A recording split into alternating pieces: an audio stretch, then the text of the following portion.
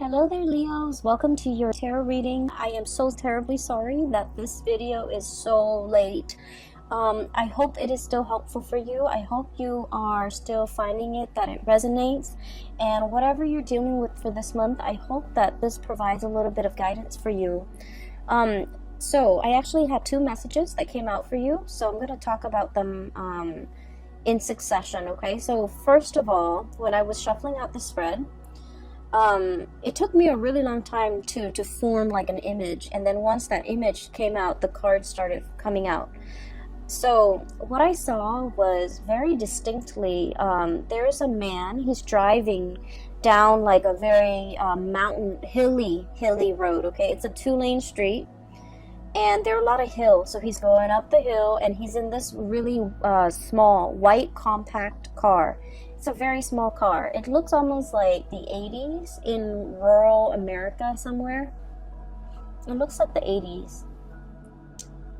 So he's like, I can only see the back of the car. And then he goes up the hill, and then as he descends the hill, you see this power plant, okay? And power plants has that insignia that denotes radiation. So there's a power plant. It's white. It's looming in the distance. So it seems like that's his final destination. And then you see him getting closer and closer. The power plant looms larger and larger. It's emitting smoke. And then his car kind of stops at the gate. There's like security. He gets through, gets to the base of the power plant, and he steps out of the car with a full suit and also his briefcase, okay?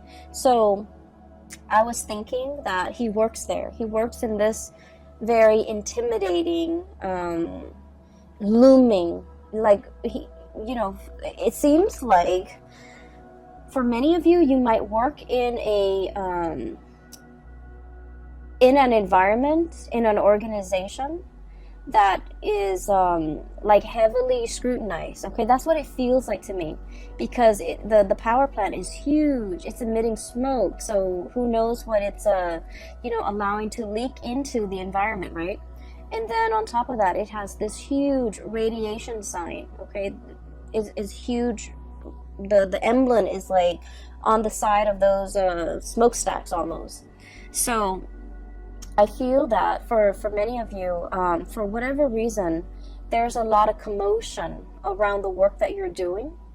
Either the company, the organization is facing a lot of scrutiny from the press, from the public, from the neighbors even that surround that physical structure. And so I do feel like, I feel that a lot of you guys identify very strongly with the work that you do. You want work that is meaningful. You want work where your skills and your talents can be on full display. And especially for many of you, you might be like the voice, the face, the model, the mascot for whatever it is that you're working at. You might be a sales rep, for example, for a company that you work at. So you're kind of like the face of the product, okay? You could be very visible in the limelight, especially for many of you. A lot of Leos are politicians, okay? And so I do feel there's a lot of like, you're kind of like in an environment that might be facing a lot of scrutiny, and you're doing the damage control. You might be the PR person that everyone reaches out, and you might have to deflect questions, you might have to create your own red herring in order to distract people from something. From something. You might be hired to take on a position so that you can do damage control. You might be hired on by a firm in order for them to fix something that they've made a mistake on. Now, we are moving away from that November time frame, and November time frame was problematic, especially for a lot of work environment, and especially for when it comes to their public image, because we had a very profound Mercury retrograde period where a lot of deeply buried things are coming to light, okay, or were coming to light. It was in the sign of Scorpio, And so I felt like a lot of things that people kind of sweep under the rug, a lot of deep, dark held secrets, especially as it pertains to companies, organizations, and work environment and things like that. Things that people in power were trying to hide from the public, or truths that they were trying to distort, or you know, just things that they shove away when no one is looking. I feel that all of that might have come to light recently, and as a result of it, you're kind of called in to do some damage control. Okay, so that's what I was feeling. I just feel like the work environment that you're in is facing a lot of scrutiny. The people you might work with, they might have their own personal issues that's facing a lot of scrutiny. Okay, and they're faced with a lot of scrutiny. And I am sensing a lot of people will come to you for the month of December, asking for advice, like, should I do this, should I do that, because they're really concerned about their public image. And you know, it doesn't mean that they're superficial or vain or shallow. I just feel like there's something going on here where somebody's job might be at stake, and you're kind of called in to either provide some guidance, provide some legal advice, expert advice even, how to de-escalate tension, how to de-escalate a potentially volatile situation, how to, you know, do all of those things. Okay. I also feel like, you know, you're good at your job. You're paid very well. For many of you, you're paid very well for the work that you're doing. But behind it, I feel that, you know, it's a job. So you try to do what you're told. So for example, you work with you're hired on as a contractor to do some damage control for a company, and you might not like that company very much. And so, you know, even if you don't agree with it, agree with the things they're trying to hide, the things that they're trying to sweep under the rug, you're hired to do this job. And so you will do it to the best of your capabilities. So I don't see any moral, ethical conflicts here. I just feel almost as if there's a lot of fires to put out. Okay?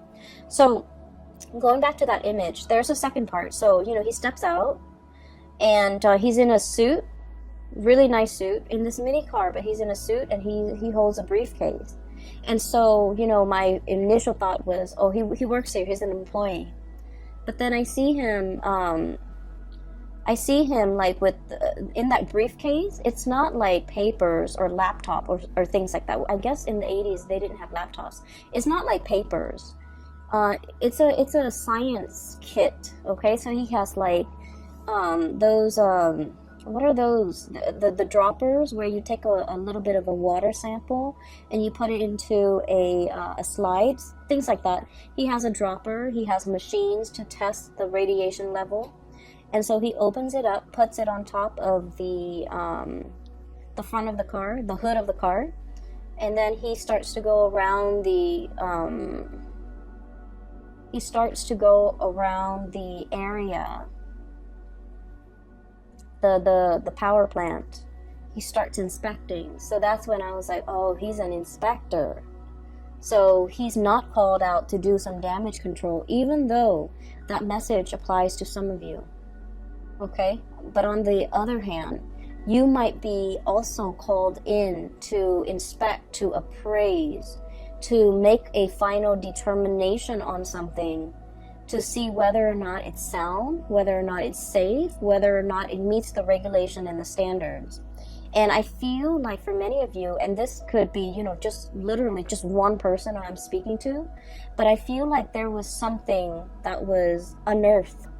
All of a sudden, it just came to light, and, you know, you're called in to do to make the final determination, to inspect, to appraise, to look at it.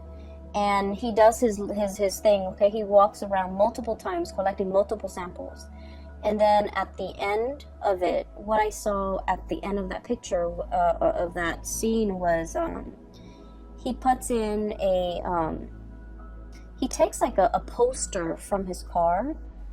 Okay, and then you see him get back into the car. He drives away. The security gates closes behind him.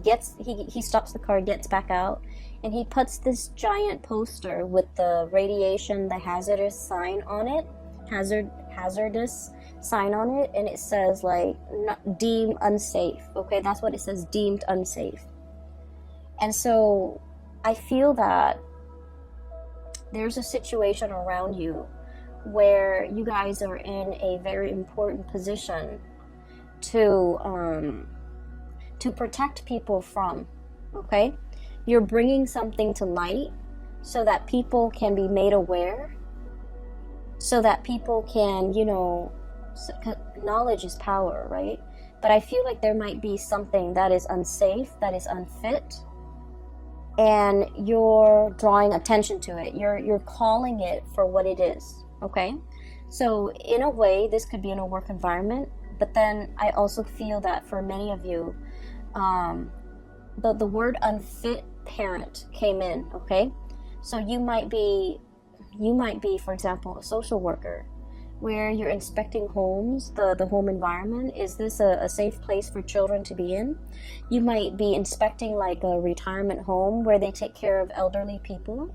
You might be inspecting like a preschool, even a high school. You might be like, you know, one of those superintendents or one of those inspectors, academic inspectors, to make sure something is meeting the requirements, it's passing, you know, the regulations and the codes, and make sure other people are abiding by it, because if they don't abide by it, it can cause long-term negative impact on not only, you know, the people that are involved, but the surrounding area. Hence this power plant, okay?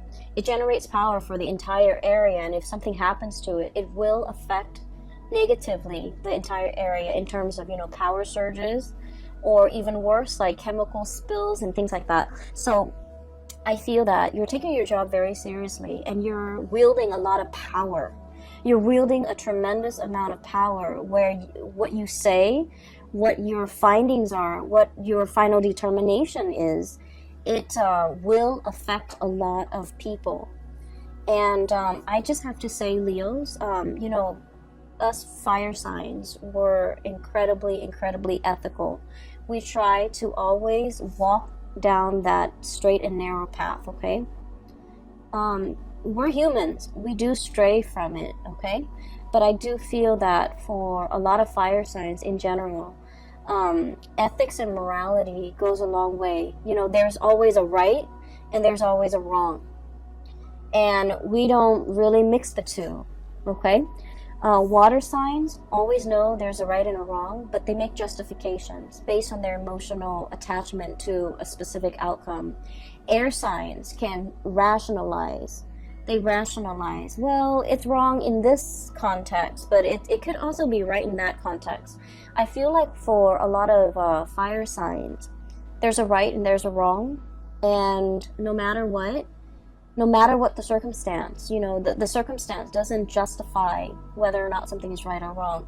Those things are not malleable. And so I feel that you are wielding a tremendous amount of power here, and you're doing the right thing, because you understand that by, I guess, succumbing to, you know, pressure, or by not listening to your own sense of morality, it affects a lot of people around you, a lot of people that might not even be family members, that you might not even know them, you know, personally, but it affects their families, it affects their livelihoods, it affects their health. And so you're doing everything that you can to make your final determination on something, possibly to close something down, to shut something down that's not healthy, or to, you know, or to like find justice in a situation, okay? I see a lot of people here where you might be looking at, you know, the way somebody is raising a child, the way somebody is taking care of another person, and you're disagreeing with the way in which they do things. And for some of you, you know, it is the holiday season.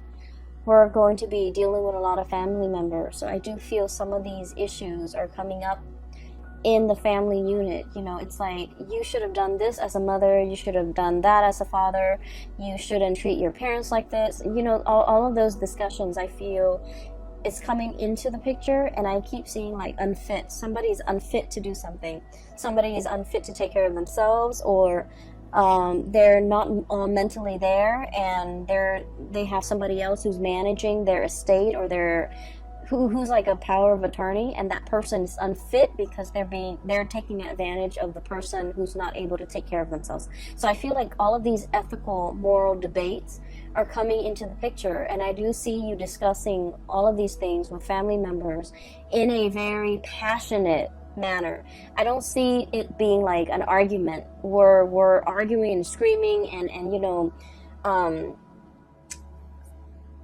slicing each other left and right. I don't see that. I just feel heavy discussions over somebody's qualifications, over somebody's capabilities, over, whether or not something is fit, or whether or not the situation needs to be shut down and closed off. Okay, so that's what I'm seeing. And we're 16 minutes into the reading. I just wanted to get that out of the way, okay, because I felt like it's much calmer now. I feel a lot calmer. The power plants, the looming sign, that radiation sign is so strong. Like it was so big, it was so visible, and I feel that that message needed to be conveyed, because I feel like there's a potentially toxic, hazardous situation, and it needs to be called out. It needs to be labeled for what it is, so that people know to avoid it, and it needs to be shut down. Okay, so that's just the bottom line. On the other hand, on a lighter note, okay, I do see two people here. So let me talk about these two people. I feel like that was the work situation. So let me talk about these two people here. I have one person who is they're very much still interested in you, but I feel that you're turning your back on them, and you're turning away from them, and you're finding love and inspiration and passion and reciprocity elsewhere. Okay, I feel that you are upset and frustrated with this person, and this person is showing up here as the Knight of Cups. Okay, it seems almost like he's got a blob. It's like a paper bag over his head. Okay, that's what it feels like, doesn't it? So I feel that you are frustrated with this person. I feel that they do a lot of things that frustrate you. I also feel like they're overly affectionate and possibly a little bit needy.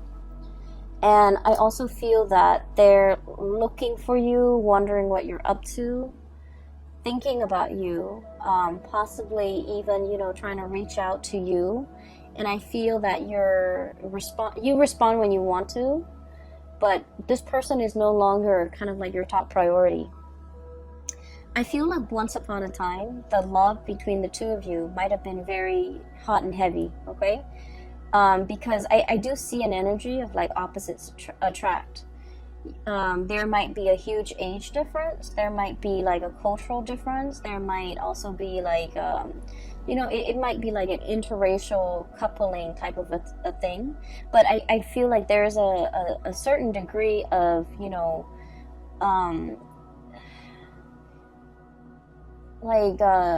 you guys are very dissimilar, okay? Very different from one another.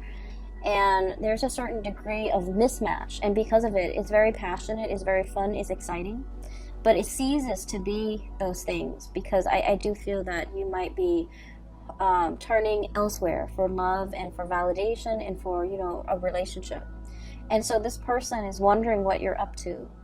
This person is like not really sure how you feel about them, and they wish they could know how you feel about them, because they're wondering and always thinking. And if you are a cross watcher and this sounds like you, I just feel like with fire signs, what you see is what you get. Okay, fire signs are very straightforward.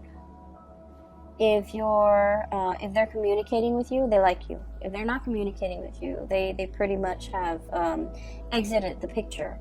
And so I feel that for many of you, you have left this person kind of like hanging, or you've just left them out in the cold. and they might, you know, be bombarding you with messages, but I do feel that your heart is already elsewhere. And then I also feel that for some of you, you might, in like at the end of the day, decide that this whatever you had with this past person, I feel like it was lacking in emotional depth. It was lacking in, like, you know, it's like you talk about one thing and then they don't have an interest in it, so they steer the subject somewhere else. Or they talk about a certain topic and you have no interest in it, and so you just kind of like change the topic. So I feel like there's very little compatibility, and it created a situation where there was no chemistry. There was no emotional depth to the conversation, to the interaction. And when you it can feel to me like it's very time consuming or quite draining to be around this person. Not because they're a bad person, it just feels to me like it requires a lot of effort just to keep the conversation going, because you guys don't have a lot in common. I do feel that they really like you, and I do feel this person is incredibly intelligent, incredibly smart, but they're very smart. Queen of Swords, super smart, okay? Their mind is very sharp. They're very discerning and perceptive, and you know, they're probably like the really book smart type of person, but emotionally they're not very intelligent.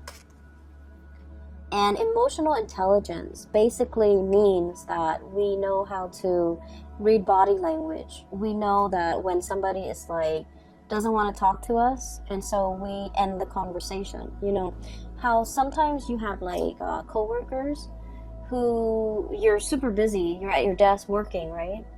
And they see that you're working, but they keep talking and talking and talking.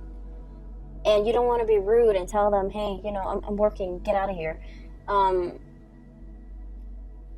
That's what I mean by emotional intelligence. Being able to read nonverbal communication, being able to pick up on, you know, people's state of being, being able to, being aware of your surrounding, looking at people and being able to read facial expressions to know if they're sad, to know if they want to be approached, to know when they want to be left alone.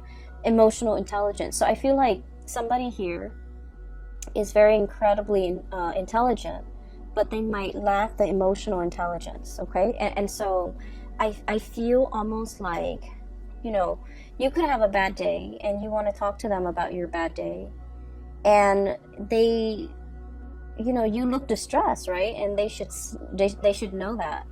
And then rather than letting you vent, letting you talk, they steer the topic away from something that is not even remotely important. And so I feel that it frustrates you, and it hurts you too, to feel that you're not validated, okay? To feel that they're not acknowledging that you've had a bad day. They're not acknowledging your distress. They're not picking up on these cues. And you're wondering, you know, if they care about me, they should be more attentive. They should be more considerate. But I just feel that they're lacking in the ability. It's not the ability to sympathize or empathize. If they're aware, then they would know. They're just lacking in the ability to pick up cues. Hence, this person, it's almost like they've got that plastic bag or the paper bag over their head. They're walking around, you know, not a bad person at all, but they're lacking in being able to know their environment, being able to sense their environment, being able to navigate their environment successfully in an emotional way, okay? So this is somebody that is that doesn't form emotional attachments, and so they're kind of you know, their friendship circle might be very, very small. It might also be quite superficial. They don't have depth to their relationships with other people, and I feel that you're understanding that. I do see you turning away. We have here the Knight of Cups and the Ace of Wands. This pangolin, I guess, with the swan, is turning away, walking away, moving away from a situation. mainly because I do feel that you need more validation. You need that sense of reciprocity.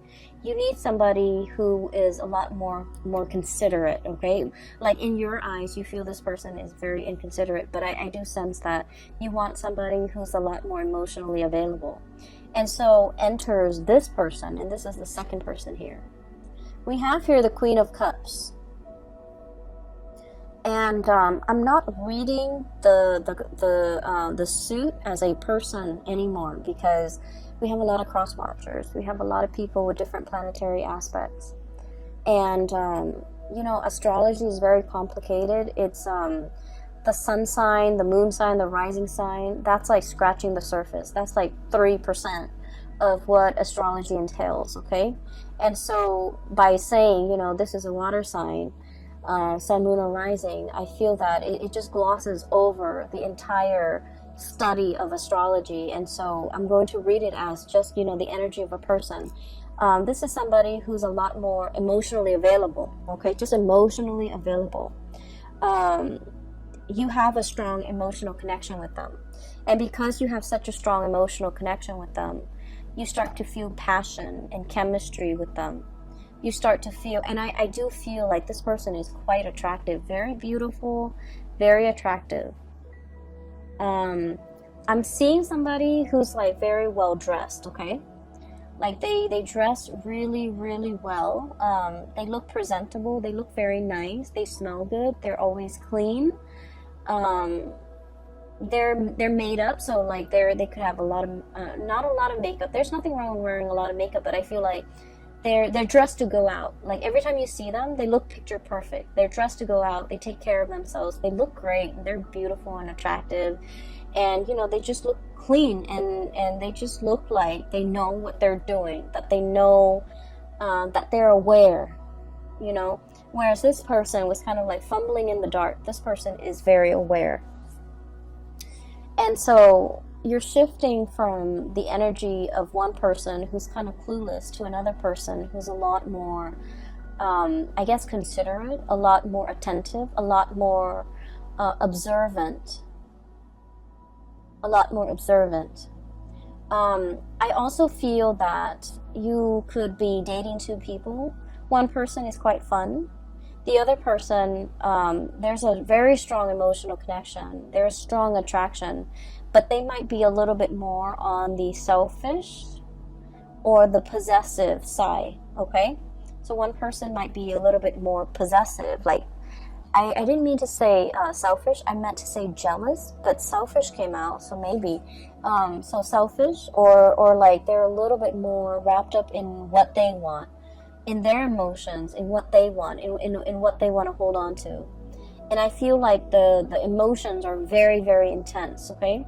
This is somebody that, you know, you've dated them for a really short time, and they talk about love.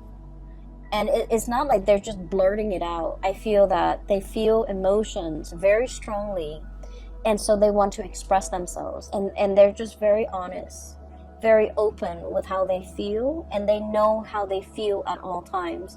Whereas this person was not like that. They held back. They didn't communicate emotionally. And so this is a breath of fresh air for you. I would urge you, the passion is really strong here, Ace of Wands. I would urge you to slow down. You're kind of like going from one extreme to the other. That's what it feels like to me. And so I would urge you to slow down, because I feel like this person over here, there's a lot of passion, there's a lot of chemistry. You guys are a very good match. But they might be in a position where, you know, they're thinking about like, let's put a ring on it. Let's get married. Let's start a family. And it's like 3 weeks into the relationship, and they're already planning these things. And so I do feel possessiveness. I do see a sense of jealousy with this person. It's someone who's fiercely loyal, but they're also fiercely protective of the things and the people that they love, okay? She's like gripping and holding on to this lobster. And then I also feel like the realization here with this Judgment card is you're a little bit taken aback by the intensity of this person. When you were dating this person, you wanted intensity, you wanted passion, you wanted intensity, and then so this relationship was lacking in that, so you might have moved away from it, and now you're meeting exactly the person that you were hoping for, intensity, passion, and then you realize that the intensity is too much. So you're kind of like stuck in this loop, okay? And that's what I mean by you're moving away from one extreme and landing yourself in the other end of the spectrum. And so if you're still dating this person, I almost feel like, it's that hazardous sign. It's that hazardous sign where it's telling you to caution. It doesn't mean they're bad people. It just means, you have to think about, why is this person so possessive? Why is this person so jealous? Why is it 3 weeks into this relationship and they're already talking about marriage, talking about children, talking about, moving in together, getting a house, getting engaged? So mull these things over, mull over these decisions, because with the Ace of Wands, it denotes to me impulsiveness as well. And so we want to make sure we are on the same page before we can make these, major decisions, okay? Especially if we have children in the picture as well. So I feel like something is starting off really, really fast. It's great. It's passionate. And I feel that this person really likes you. And they might feel that you are the one. And then I also feel you have that ex coming back into the picture, and I feel like they're totally opposite people on at first glance, or from what you remember, or from what you know about these two people. They're totally different people, but in its essence, I feel one person is a lot more expressive, the other one was very non-expressive. But at the heart of the matter, their energies are very similar, okay? They might have issues when it comes to emotional expression. One is too much, one is too little. Try to find that balance, okay? You might be that middle ground for them, for both of them. You might be that anchor point, and that's where they gravitate towards you. So just be careful that you have to moderate a relationship. Just be careful that you have to be the one where the other person leans on, because that can create, codependency. So, you want to be careful of that, okay? The second image that I saw for you was, I see this dark corridor. It looks almost like a hospital or like a school. It has a lot of different rooms, and it seems very clean and kind of sterile. And it's dark. It's, I can see a little bit, like I would say 30-40% visibility. It's dark out, the hallway is very dark, and I see this man kind of walking down this corridor, and he can't really see, he can't really see, right? It's dark. So he's holding out his hands, he's walking slowly, he's holding out his hands, trying to feel, for where the walls are, what's in front of him, so that he doesn't trip and fall. So he's walking, and it makes me feel really uncomfortable. I'm looking at him walk down this hall, but I feel the discomfort because, when we're in that kind of an environment where we don't know what's underneath us, where we don't know what's 10 feet in front of us, it can feel very unnerving, and it can also feel just really uncomfortable, vulnerable and exposed and uncomfortable. Okay, those are like the messages that came through, especially like vulnerable.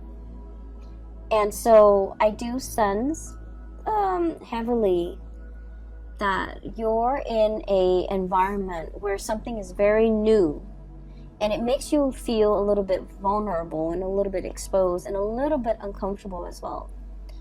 Do I take off running? Do I just run to the end of the hall and hope that everything will be okay? And what use is it if I'm meant to get hurt? Do I just get an early start and just run and make it fast and swift? Or do I slowly put myself through this agonizing discomfort fear, feeling around for what's in front of me, feeling around for what's around me, and prolonging the discomfort, right? So I feel like those are the thoughts going through this man's head as he heads down this hallway. From what I can see, the hallway is clear. There are no chairs just thrown about. There's nothing that can really hurt him. It's a sterile environment. And so I just feel like a lot of what you're experiencing is the novelty, the newness of a situation where you're going to have to kind of, it's like you don't have the map, you don't have the blueprint, you don't have the previous knowledge about this situation.